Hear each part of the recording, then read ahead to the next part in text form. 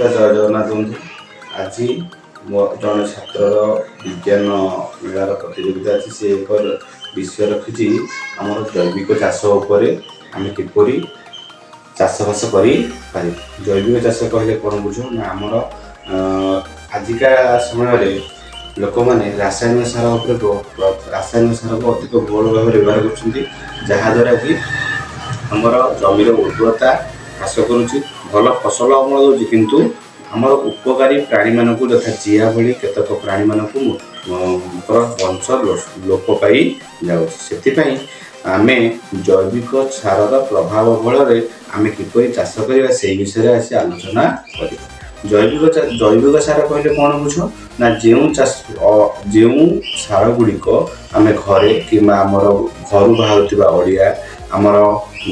गुहाल बाहर गोबर खत को लेकिन प्रस्तुत करवा कि जिया खत कंपोस्ट खत को लेकिन व्यवहार करवा जहाद्वारा कि आमर कौन हम ना जमीर उर्वरता वृद्धि पाइबा संगे संगे आमर उपकारी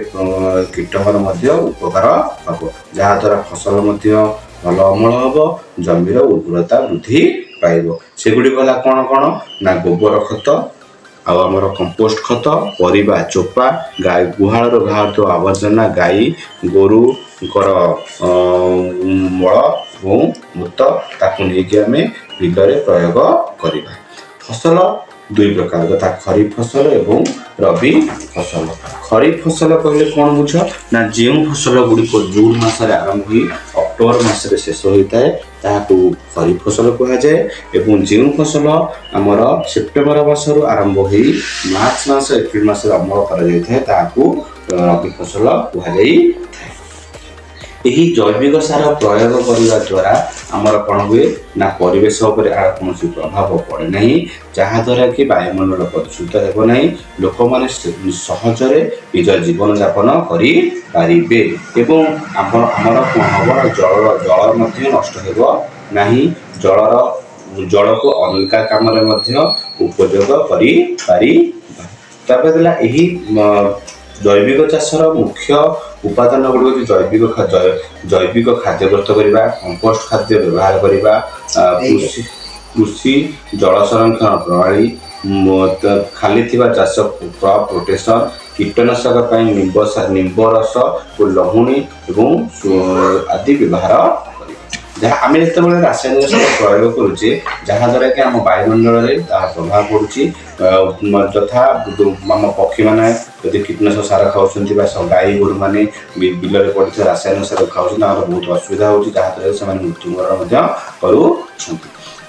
आम जैविक सार प्रयोग द्वारा कौन हम ना मानव स्वास्थ्य भल माटीर गुणवत्ता वृद्धि पाइब परिवेश भल रही चाषी मैंने स्वाधीन भाव में निजर चाषबास कर मोर एति कहया चाषी भाई मान अनुरोध जे रासायनिक सार टे दूरे रुहतु जैविक सार प्रयोग करूँ जहाद्वारा कि आमर वायुमंडल वायु संरक्षण हो पार मृत्तिका संरक्षण हो पार जलर अपव्यय आम रक्षा कर जीवजंतु को रक्षा कर आम आमर जैविक सार प्रयोग आमर फसल उत्पादन वृद्धि पाइब मोर एति कहबार अच्छी यही जैविक सार प्रयोग मुख्य उपादान हूँ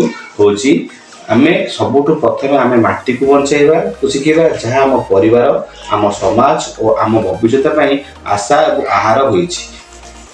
जगन्नाथ बंधु मुझे आशा करुँच आपण मैंने मो कथा को सहज मानिबे एवं जैविक सार प्रयोग करेंगे रासायनिक सार टिके दूरे रे रासायनिक सार जी लाभदायक से क्षति करें जहाद्वारा आमर शरीर उपर यार प्रभाव पड़े आम मारात्मक रोग भली मारात्मक रोग पीड़ित हुए जहाद्वारा कि आमर 100 लक्ष टका